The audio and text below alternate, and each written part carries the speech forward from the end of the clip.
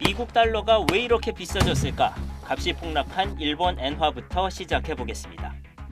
사설 환전소가 몰려있는 서울 명동입니다. 최근 엔화를 찾는 손님들이 부쩍 늘었답니다. 다니시다가 여기 표시판을 보고 왠지 너무 많이 떨어졌네? 뭐 이러면서 물어보시는 경우가 많이 있어요. 그런데 환전소 입장에선 엔화를 쉽게 팔 수가 없습니다. 그 상태에서 엔이 급격하게 하락했잖아요. 근데 그 이후로 일본인이 들어오지 않았잖아요. 그러니까 단가가 떨어질 기회가 없는 거죠. 오늘 몇팀 아세요? 없다고 하던데 어차피 계약했는데 사장님 같은 경우 팔겠어요? 올 초 115엔을 주면 1달러를 살 수 있었지만 이제는 135엔이나 줘야 합니다. 엔화 가치가 18%나 떨어졌습니다. 주요 통화 가운데 가장 낙폭이 큽니다. 엔화는 왜 이렇게 많이 떨어졌을까? 돈은 금리, 그러니까 이자가 낮은 곳보다는 높은 곳을 찾아가는 습성이 있습니다. 그런데 일본은 2016년 1월 이후 6년 반째 기준금리 마이너스를 유지하고 있습니다. 전 세계가 인플레이션으로 난리지만 일본의 물가 상승률은 여전히 낮고, 그래서 일본 중앙은행은 금리 인상 없이 돈을 계속 풀고 있습니다. 미국이 금리를 빠르게 올리고 있는 것과는 반대 상황인 겁니다. 금리가 낮으니 싸게 엔화를 빌린 뒤에 금리가 높은 미국 국채나 부동산 등 달러 자산에 투자하려는 움직임이 생깁니다. 이때 빌린 엔화를 팔고 달러를 사면서 매물이 나오는 엔화는 싸지고 매수가 몰리는 달러는 비싸집니다. 이번엔 유럽으로 가보겠습니다. 유럽은 뒤늦게 금리 인상에 동참했습니다. The most precious good that we can deliver and that we have to deliver is price stability. So we have to bring inflation down to 2% in the medium term. 하지만 미국처럼 계속 금리를 올릴 상황이 못 됩니다. 러시아 우크라이나 전쟁의 충격을 가장 가까이서 맞아 경기 침체 우려가 큰 데다 코로나 이후 경제 상황도 좋지 못합니다. 특히 금리를 함부로 올렸다간 이탈리아처럼 빚이 많아 이자 부담이 커지는 나라들의 원성을 살 수도 있습니다. EU 특성상 회원국들 이해관계가 참 복잡합니다.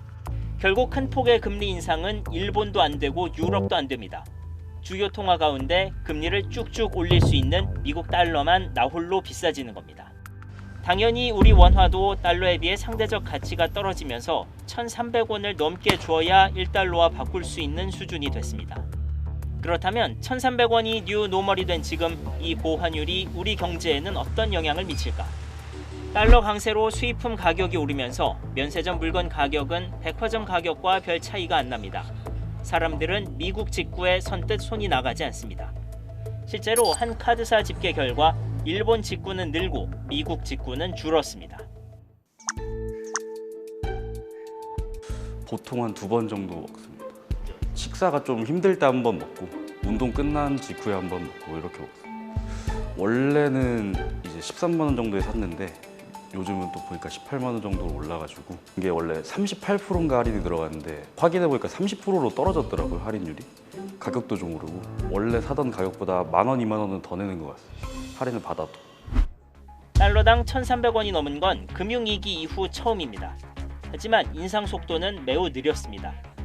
1년 전 1,150원에서 1,300원까지 오는 동안 1% 이상 오른 날은 겨우 닷새뿐입니다. 13년 전엔 금융 시스템이 무너진다는 공포감에 환율이 하루에 10% 넘게 오르는 등 변동폭이 극심했습니다. 그 과거의 위기 때는 그러니까 환율이 뭐 하루에 뭐 2, 3%, 5% 이상 급변하는 상황에서는 일부 자산 시장에서 뭐 강제 청산이라든지 그런 것들이 이제 공포감을 자극하고 스매로 이어지는 이런 움직임들이 환율을 그렇게 급격하게 끌어올렸던 영향이 있었는데 아직까지는 그런 현상들은 발생하지 않고 있어서 상대적으로 과거에 비해서는 달러와 변동폭이 상당히 제한적인 상황입니다. 높은 환율로 수입액이 늘어나 무역 적자가 생기는 상황은 부담입니다.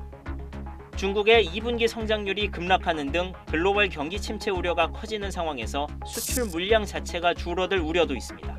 우리 경제가 좀 대경기 변동에 취약한데 그러니까 경기들이 전반적으로 둔화되고 있기 때문에 수출이 좋을 수가 없잖아요. 그렇게 되면 이제 무역 수지도 여전히 하반기에도 안 좋을 수밖에 없고요.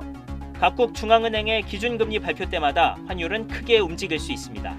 전 세계를 강타한 인플레이션이 정점을 찍으면서 미국의 금리 인상 속도가 느려질 때쯤 1,300원 시대도 변화를 맞을 수 있다고 전문가들은 전망하고 있습니다.